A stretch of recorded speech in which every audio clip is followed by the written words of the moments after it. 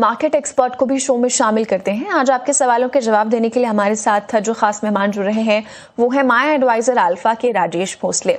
Rajesh ji, good afternoon और 18 स्वदेश पर आपका बहुत स्वागत है। सबसे पहले तो मार्केट को लेकर क्या राय आपकी फिलहाल बन रही है वो जानना चाहेंगे, क्योंकि सुबह हमने देखा था पॉजिटिव ट्रिगर्स एशियन मार्केट से और यूएस के मार्केट से भी कल हमें अच्छे देखने को मिले थे। एफआईआर्स का डेटा भी थोड़ा स्ट्रांग जरूर है कैश मार्केट में, अपटिक्स भी थे, लेकिन अभी हम देख पा रहे हैं धीरे धीरे डाउनवर्ड ट्रेंड बाजार में आता हुआ। सेकेंड हाफ में भी ऐसा ही कारोबार देख रहे हैं आप? जी नमस्कार, आफ्टरनून। देखिए, अगर आप मार्केट का मूवमेंट को अगर आप देखें तो नेक्स्ट वीक काफी एक स्ट्रॉन्ग ट्रेंड के साथ ट्रेड कर रहे थे, बट इस वीक जो है मार्केट में एक अनसर्टेनिटी ट्रिगर हुई है, वो है क्लोजिंग रिलेटेड। एंड अगर आप अनसर्टेनिटी के बारे में बात करें तो मार्केट के लिए ये अच्छी नहीं होती, मार्केट कहीं ना कहीं कॉशियस हो जाता है। इसके लिए हम देख रहे हैं कि हायर लेवल्स पे जो है मार्केट फॉलो बाइंग नहीं दिख रहा है। अगर आप हायर साइड में भी देखें तो 24,700 के आसपास 200 डीएम है, तो एज लॉन्ग एज 24,700 क्रॉस नहीं होता, मार्केट एक कंसोलिडेशन मोड में रह सकता है। And on the down side अगर आप देखें तो 24,350 24,400 यहाँ पे स्ट्रॉन्ग सपोर्ट है। तो अंडरटोन काफी पॉजिटिव है, ग्लोबल मार्केट सपोर्ट कर रहे हैं, तो थोड़ा की रणनीति रखनी चाहिए। नीचे कोई भी डिप आता है 24,400 के आसपास, वहां पे बाय करना चाहिए। बट अभी यहाँ पे 24,700 जो है इमीडिएट रेजिस्टेंस है, तो हायर लेवल्स पे प्रॉफिट बुकिंग करते रहना चाहिए। चलिए ठीक है, तो बाजार को लेकर ये सलाह राजेश जी की तरफ से आती हुई। चलिए अब आपके सवालों को शो में शामिल करते हैं और एक्सपर्ट से राय भी ले लेते हैं। हमारे पास यूट्यूब से एक सवाल आया है शोभा अम्बुलकर का। शोभा की क्वेरी जेएसडब्ल्यू एनर्जी को लेकर है और देखिए इन्होंने 1900 शेयर खरीदे हैं, 575 के एंट्री प्राइस पर इन्होंने लिया है। एक मंथ का जो है व्यू चाहते हैं। राजेश जी, शोभा के लिए क्या सलाह रहेगी जेएसडब्ल्यू इंफ्रा पे? हम चार्ट्स में देख पा रहे हैं थोड़ा सा स्टैगर्ड वे में कारोबार जरूर है, लेकिन अपने 52 वीक लो से काफी देखिए ऊपर जरूर उठा है स्टॉक। जेएसडब्ल्यू पर क्या राय बन रही है? एक मंथ का व्यू है, होल्ड करें, एवरेज करें या एग्जिट कर लें स्टॉक से? देखिए, ओवरऑल व्यू तो पॉजिटिव है जेएसडब्ल्यू एनर्जी में, बट इनका जो टाइम फ्रेम है वो काफी शॉर्ट है। मैं कहना चाहूंगा कि ओवरऑल चार्ट स्ट्रक्चर काफी पॉजिटिव है। अगर यहाँ से 3 to 5 मंथ्स का अगर पोजीशंस होल्ड करते हैं तो पॉसिबली 600 650 लेवल्स जो है देखने को मिल सकता है। और डेली चार्ट में अगर आप देखें तो स्टॉक कंटिन्यूसली 89 ईएमए पे सपोर्ट कर रहा है, और एक यहाँ पे जो है डबल बॉटम फॉर्मेशन भी देखने को मिल रहा है। तो ओवरऑल बायस पॉजिटिव है, बट एक कंसोलिडेशन में फॉर्मेशन में ट्रेड कर रहा है, तो पॉसिबली 1 मंथ के हिसाब से कोई मेजर मूव नहीं दिखे। बट अगर बड़े पोजीशन रखते हैं, like for an example 3 months, तो पॉसिबली अपसाइड 600 तक एक्सपेक्ट कर सकते हैं। नीचे में अगर आप देखें तो 540 के आसपास स्टॉक के लिए काफी अच्छा बेस बन चुका है। चलिए ठीक है, तो जेएसडब्ल्यू एनर्जी को लेकर ये राय बनती हुई, लेवल्स और टारगेट्स भी आपको बता दिए हैं राजेश जी ने। आगे चलते हैं, एक और यूट्यूब से क्वेरी हमारे पास आई है प्रवीण गोयल की, और ये अशोक लेलैंड को लेकर है। 200 शेयर है अशोक लेलैंड के, 157 पर इन्होंने स्टॉक में एंट्री ली है। राजेश जी, 6 मंथ्स का व्यू है इनका, होल्ड करें अभी? क्या सजेशन रहेगा आपका इनके लिए? देखिए अशोक लेलैंड पे काफी व्यूअर्स की क्वेरी हमारे पास आती है राजेश जी, क्या सलाह बन रही है अशोक लेलैंड के लिए? आगे के चार्ट्स कैसे नजर आ रहे हैं? जी डेफिनेटली होल्ड रखना चाहिए। अगर आप ऑटो इंडेक्स को ही देखें तो ऑल टाइम हाई पे ट्रेड कर रहा है, जहां पे बेंचमार्क एक कंसोलिडेशन है। ऑटो इंडेक्स काफी स्ट्रॉन्ग लग रहा है, एंड उसमें से अगर आप अशोक लेलैंड देखें तो काफी एक स्ट्रॉन्ग फॉर्मेशन जो है लास्ट 2 वीक से देखने को मिल रहा है। डिलीवरी वॉल्यूम भी इसमें काफी अच्छे से बढ़ रहा है, एंड अगर चार्ट स्ट्रक्चर पे अगर आप देखें तो एक rounding bottom kind of formation दिखाई दे रहा है। 6 मंथ से काफी एक रिस्पेक्टफुल टाइम फ्रेम है। पॉसिबली यहाँ से जो प्रीवियस हाई है अराउंड 210 के 210 220 वो एक्सपेक्ट कर सकते हैं। And on the down side अगर आप देखें तो 165 के आसपास स्टॉक के लिए एक ब्रेकआउट आया था, एंड वहां पे एक बुलिश गैप भी है। तो कोई भी जो डिप आता है तो 165 के आसपास सपोर्ट ले सकता है, and on the higher side हम एक्सपेक्ट करें पॉसिबली 210 से 220 के लेवल जो है 6 मंथ्स में एक्सपेक्ट कर सकते हैं। चलिए, तो 6 मंथ्स में 210 से 220 के अपसाइड मूव्स अशोक लेलैंड में देखने को मिल सकते हैं, और डाउनसाइड मूव्स अगर देखने को मिलते हैं तो वो टारगेट्स पे आपको बताए राजेश जी ने। चलिए आगे बढ़ते हैं, और देखिए एक लाइव कॉलर मौजूद है ऋषभ जैन। ऋषभ, गुड आफ्टरनून और 18 स्वदेश पर आपका बहुत बहुत स्वागत है। क्या सवाल रहेगा आज का और कहाँ से बात कर रहे हैं आप? जी नमस्ते मैम जी, हम प्रयागराज से बात कर रहे हैं। जी ऋषभ, आप पहले भी शो में आ चुके हैं? बिल्कुल। जी बताइए क्या तो क्वेरी है? हमारा क्वेरी था, क्या नाम है, हमारा राजा बैटरी को लेकर हम्म और मोस्ट चिप टेक्नोलॉजी को लेकर। हम्म हमारा राजा बैटरी मेरे पास क्या नाम है 990 के भाव से 350 पीस है, ठीक है। और मोस्ट चिप 215 के भाव से 600 पीस है। तो इसमें हमें क्या करना चाहिए? कितने टर्म का व्यू चाहते हैं आप? Long term, short term, mid term? Minimum 6 month. ठीक है। ठीक है ऋषभ, अमर राजा पर हम आपको सलाह दिलवा देते हैं, मोस्टशिप हमारी लिस्ट में नहीं है।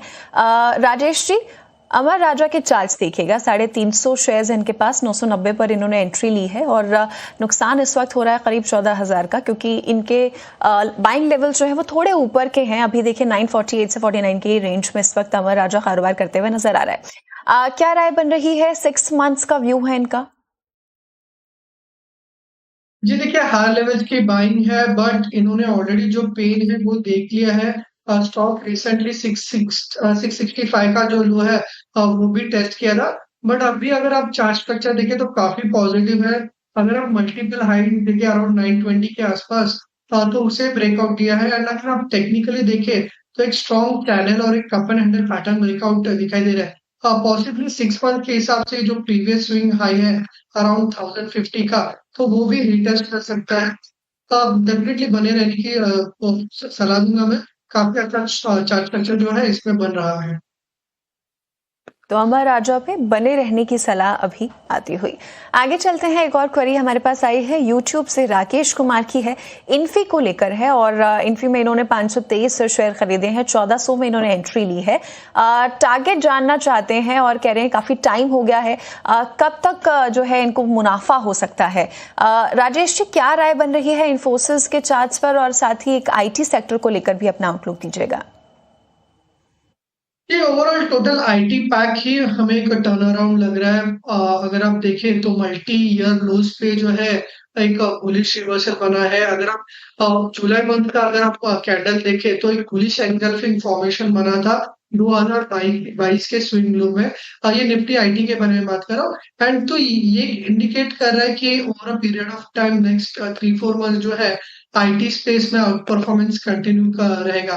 एंड अगर बात करूं इन्फोसिस की, तो अगर आप रिसेंटली चार्ट स्ट्रक्चर देखें तो 2 साल अंडर परफॉर्म करा था, बट लास्ट 2-3 महीने से एक higher top higher bottom chart structure में ट्रेड करना स्टार्ट किया है।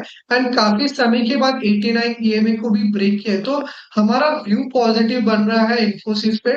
पॉसिबली यहाँ से 200 ईएमए रिटेस्ट हो सकता है, जो अभी यहाँ पे 1350 के आसपास है। तो डेफिनेटली इन्फोसिस में पॉजिटिव अप्रोच है कि यहाँ से एक अप्रूव एक्सपेक्ट कर रहे हैं। चलिए ठीक है, तो इन्फी को लेकर और पूरे आईटी पैक को लेकर यह राय बनती हुई राजेश जी की तरफ से। इसी के साथ राजेश जी, आपका बहुत शुक्रिया, आप हमारे साथ शो में जुड़े और तमाम स्टॉक्स पर आपने अपनी सलाह दी।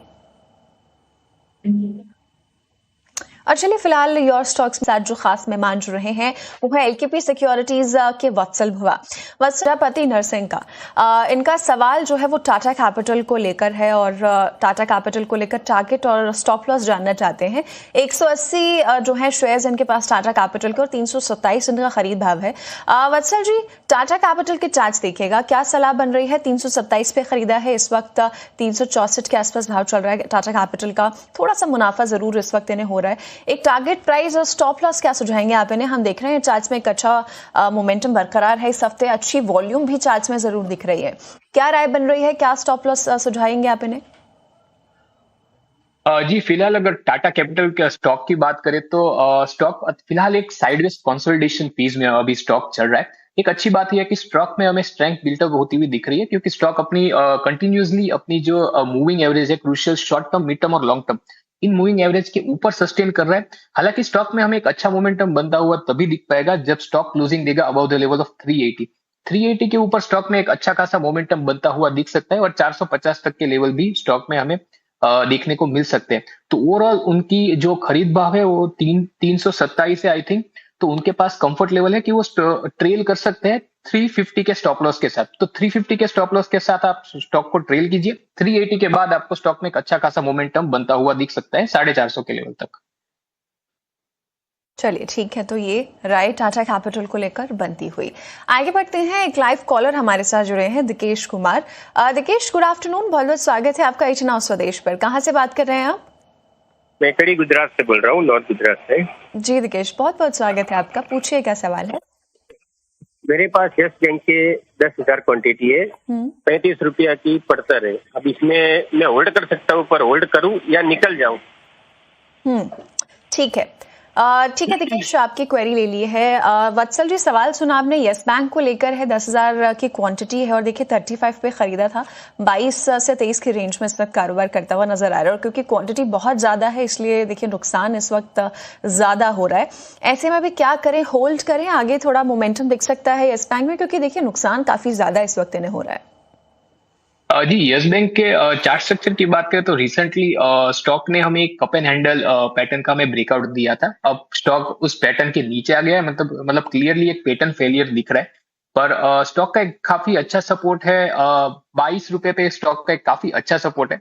तो ओवरऑल इनको एक ही सलाह रहेगी कि स्ट्रेटेजिकली स्टॉक में से पोजीशन को रिड्यूस करें। मुझे लगता है कि स्टॉक ने एक सपोर्ट लिया, हमें बाइंग इंटरेस्ट देखने को मिला है सपोर्ट लेवल्स पे।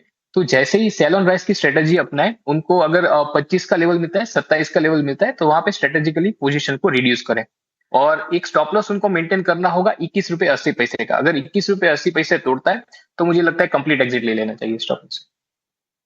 चलिए ठीक है, तो 21 रुपए 80 पैसे से अगर टूटता है और तो एग्जिट ले लेना चाहिए, ये सलाह आती हुई यस बैंक को लेकर। आगे बढ़ते हैं, कॉल लाइव कॉलर हमारे साथ जुड़े हैं, कमलेश। गुड आफ्टरनून कमलेश, कहाँ से बात कर रहे हैं आप? कमलेश, आप हमें सुन पा रहे हैं? चलिए, लगता है कमलेश से संपर्क नहीं हो पा रहा है, कोई बात नहीं, उनकी क्वेरी हमारे पास आ गई है। आइनॉक्स विंड को लेकर इनकी क्वेरी है, 1000 शेयर्स है इनके पास और 96 पर इन्होंने स्टॉक में एंट्री ली है। वत्सल जी, इनके लेवल्स पर देखें तो अभी देखिए आइनॉक्स विंड नीचे आ गया है, 78 से 79 की रेंज में कारोबार करता हुआ नजर आ रहा है और डेफिनेटली इसके चलते करीब 17,000 का नुकसान भी ये झेल रहे हैं। और देखिए आइनॉक्स के चार्ट्स की भी अगर बात करें ना, तो हमने देखा था पिछले हफ्ते एक नया 52 वीक लो बनाया है, चार्ट्स में लगातार एक डाउनवर्ड मोमेंटम बरकरार है। क्या राय बन रही है आपकी, अभी इन्हें होल्ड करना चाहिए या सेल करके निकल जाना चाहिए? जी, आइनॉक्स विंड की बात करूं तो एक प्रोलॉन्ग डाउन ट्रेंड हमें स्टॉक में बनता हुआ दिख रहा है। हालांकि अगर मैं डेली चार्ट की बात करूं तो वहां पे एक पॉजिटिव डाइवर्जेंस दिख रहा है, जो इंडिकेट करता है कि जो करंट लेवल से वहां से स्टॉक में एक पुल बैक आ सकता है towards the level of 85 and 90। इस लेवल के ऊपर हमें एक अच्छी खासी अपसाइड देखने को मिल सकती है। तो फिलहाल तो उनको एक सलाह रहेगी कि 73 के एक स्टॉप लॉस के साथ स्टॉक को होल्ड कीजिए। पर अगर उनको पुल बैक में 85 और 90 के लेवल्स मिलते हैं तो अपना पोजीशन थोड़ा हल्का कीजिए, थोड़ी पोजीशन बुक कीजिए उसमें। चलिए ठीक है, तो अभी